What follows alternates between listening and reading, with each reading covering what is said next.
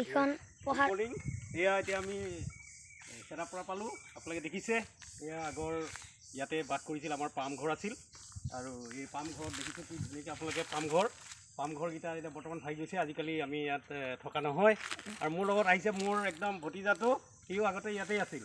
আপোনালোকে চাওক এই গোটেই পাহাৰখন শুনক কেনেকৈ যি আৱাজ কৰি আছে, কিমান সুন্দৰ লাগিছে, চি আৱাজটো সুন্দৰ লাগিছে। এয়া চাওক অতিকলীয়া আমাৰ গছ দুজোপা চাওকচোন, কি সুন্দৰ গছ, কি সুন্দৰ লাগিছে। পথাৰখন দেখাব কেমেৰামেন, আমাৰ পথাৰখন দেখাওক অলপ। ভাল লাগিছেনে? ভাল লাগিছে বহুত। চোৱা কি ধুনীয়া হৈছে। এয়া আমাৰ অলপ আমাক জংঘলখিনি দেখাই দিব। চাওক কি সুন্দৰ জেগা। আপোনালোকে কেতিয়াবা আহিব, আহি ইয়াত আপোনালোকে উপভোগ কৰিব পাৰিব।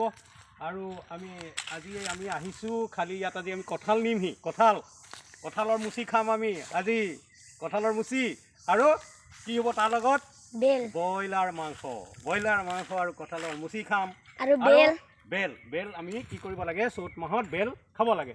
চ'ত মাহত আমি আহিছোঁ চেগুন গছ এজোপা দেখাব এওঁ, এইজোপা চাওক দেখিছেনে চেগুন গছ। আৰু অলপ আমি আগবাঢ়ি যাম। এইখিনিতে কি কোৱা হয়, এইখিনিত বাকী আমাৰ ইয়াত ৰাভা সমাজী মানুহ বহুতখিনি বসবাস কৰে।